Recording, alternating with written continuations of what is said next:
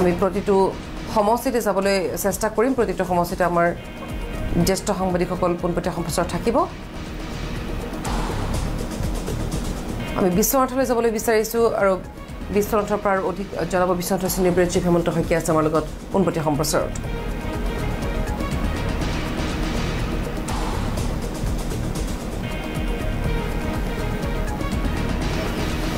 হয় হেমন্ত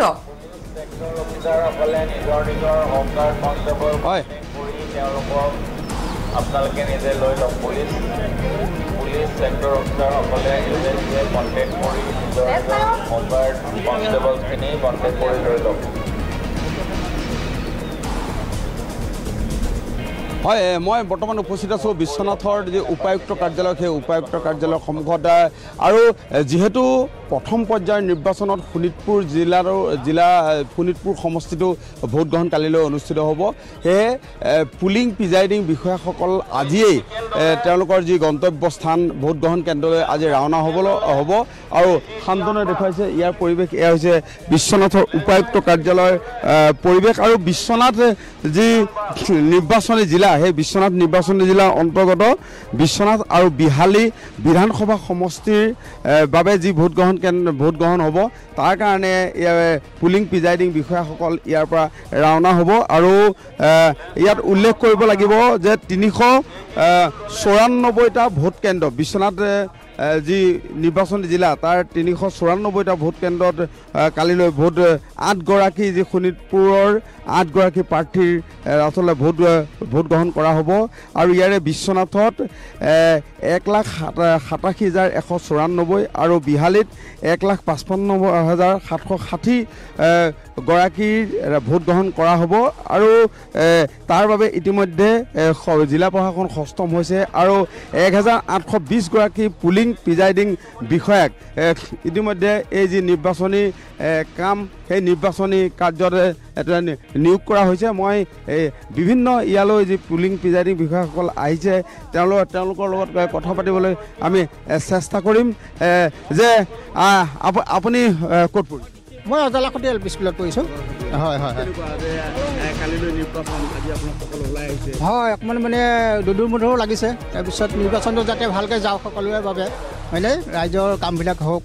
আমিও আমাৰ দায়িত্ববিলাক ভালদৰে পালন কৰোঁ সেইবাবে ওলাই আহিছোঁ চৰকাৰী নিয়ম অনুসৰি আমি যেনেধৰণে কামবোৰ কৰিব লাগে তেনেধৰণে আমি প্ৰায় এমাহৰ আগৰ পৰা প্ৰস্তুত হৈ আছোঁ আজি এই আপোনাৰ ইলেকশ্যনৰ কাৰণে এইটো এটা সকলোৰে কাৰণে মানে সৌভাগ্যৰ কথা যে আমি আমাৰ এজন নিৰ্বাচিত প্ৰাৰ্থী আমি সকলোৱে নিজৰ মানে পঠাব পাৰিম তাৰ বাবে আমি আমাৰ ৰাজ্যৰ আমাৰ দেশৰ যিখিনি উন্নতি কৰিব লাগে হয়নে সেইখিনি তেওঁলোকে চাব গতিকে তেওঁলোকক আমি নিৰ্বাচন কৰাৰ কাম আৰু তেওঁলোকৰ যিখিনি কাম ধৰক যিজন ইয়াৰ পৰা প্ৰতিনিধিত্ব কৰি যাব তেওঁলোকে ৰাজ্যখন চাব দেশখন চাব সেয়াই আৰু ভাল হয় আমি আমাৰ কৰ্তব্য কৰিবলৈ আমি আগবাঢ়ি আহিছোঁ হয় সকলে আচলতে নিজৰ কৰ্তব্য কৰিবৰ কাৰণে তেওঁলোকে এইদৰে আচলতে আগবাঢ়ি অহা পৰিলক্ষিত আৰু লোক আছে আমি তেওঁলোকৰ লগতো কথা পাতিবলৈ চেষ্টা কৰিম যে দেশৰ গণতন্ত্ৰৰ এক বৃহৎ আচলতে উৎসৱ বুলি ক'ব লাগিব কালিলৈ অনুষ্ঠিত হ'ব আৰু আপোনালোকো তাৰ লগত জড়িত কেনেকুৱা লাগিছে ভালে লাগিছে বাৰু হয় ক'ত পৰিছে বিহালী কলাপানী বাগান এল পি স্কুলত পঢ়িছোঁ কেনেকুৱা প্ৰস্তুতি চলাইছে আপোনালোকে প্ৰস্তুতিটো আমি মানে চৰকাৰৰ যিটো হেৰি আছে সেইমতে আমি চলাইছোঁ হয় আপুনিও নিৰ্বাচনী কামত নিয়োজিত হৈছে অনুভৱ কেনেকুৱা ভাল এবাৰ হেৰিৰ প্ৰচেছটো ভাল লাগিছে এতিয়া আহি পাইছোঁহে আমাৰ টীমটো আহি পোৱা নাই এতিয়ালৈকে এইবাৰ ইলেকশ্যন ভাল হ'ব বুলি মই আশা আছে আৰু কোনো হাই হুলস্থুল নোহোৱাকৈ হয় আৰু লোক আছে আমি তেওঁলোকৰ লগত কথা পাতিবলৈ চেষ্টা কৰিম সকলোৱে আচলতে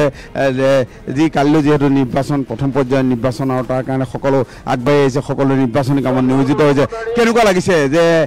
কালিলৈ নিৰ্বাচন আপোনালোকে নিৰ্বাচনী যি কৰ্ম তাত নিয়োজিত হৈছে হয় আমাৰ নিৰ্বাচনৰ ডিউটি কৰিবলৈ পাই ভাল লাগিছে আমি ৰাইজক অনুৰোধ জনাইছোঁ তেখেতসকলে সুস্থিৰ গণতন্ত্ৰ প্ৰতিষ্ঠাৰ কাৰণে তেখেতসকলক বহুমূলীয়া ভোট দিয়ক হয় খুব মানে আজি দিনটো খুব আনন্দৰ দিন আমিও সেই ৰাতিপুৱাই ওলাই আহিছোঁ আজি ডিউটিলৈ যাম আমাৰ ভাল লাগিছে আৰু সকলো ৰাইজলৈ আমি বিনম্ৰ অনুৰোধ জনাইছোঁ নিজৰ ভোটটো যাতে আহি পেলাই সাব্যস্ত কৰে ধন্যবাদ হয় সকলোৱে আচলতে দুগুণ উৎসাহৰে এয়া অহা পৰিলক্ষিত হৈছে যে আপোনালোকো নিৰ্বাচনী